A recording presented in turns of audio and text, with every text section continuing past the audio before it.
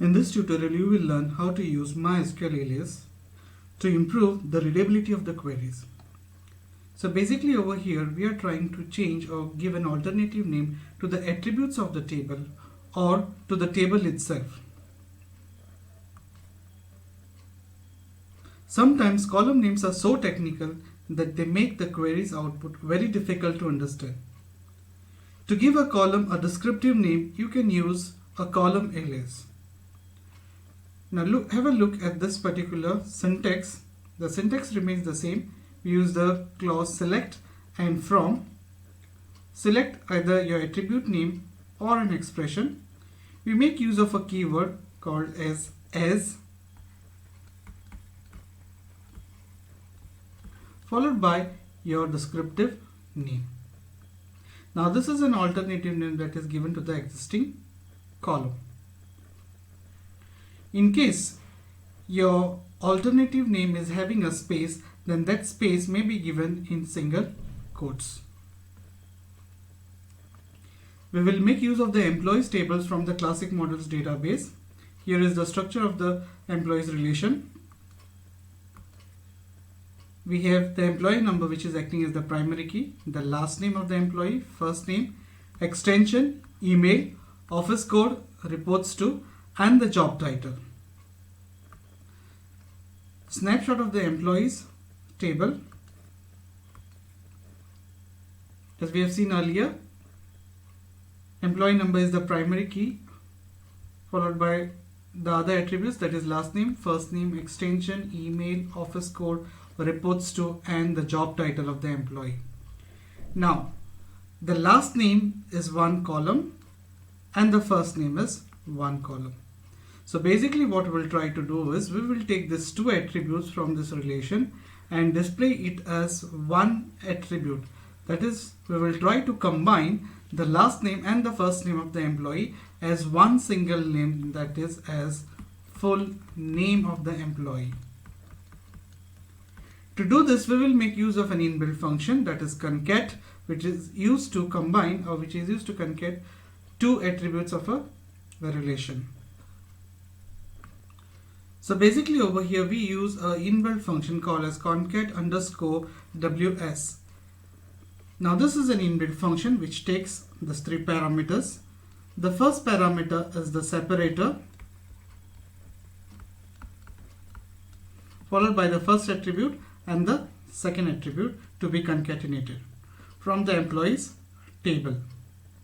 Now the output of this relation would look something like this. We have the last name and the first name concatenated together, and the separator is a comma which is used, so the output would look something like this: Murphy, comma, Diane, Patterson, Mary, and so on. Now something to be observed over here is the attribute name. The attribute name looks very technical and doesn't look so good to be read. So now what we will do is we will make use an ls and try to change the attribute name.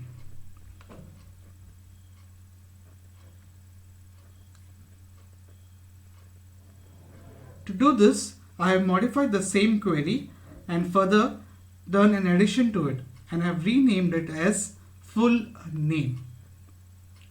Now when you execute this query, the output will look something like this. It looks very clear and you know what information you are reading about. If you want the separator to be something else, you can put a space over here also. Then the space will appear between Murphy and Diane. A small addition to the previous query, that is, I have made use of the clause order by, and I am renaming, I'm trying to sort the output in ascending order. The output will be appearing in alphabetical order, that is starting with the alphabet B in this case, and so on.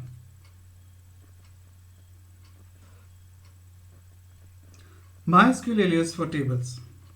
You can use an alias to give a table a different name.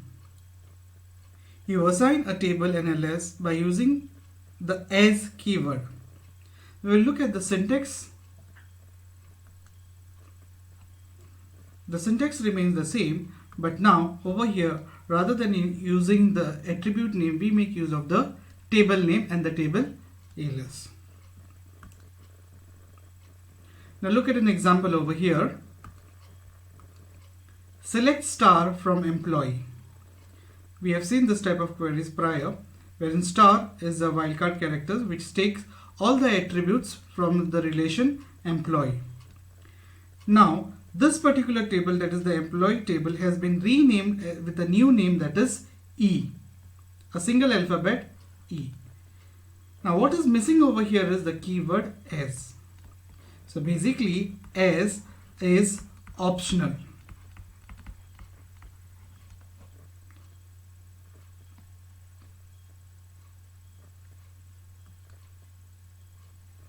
Once a table is assigned an alias, you can refer to the table columns using the following syntax.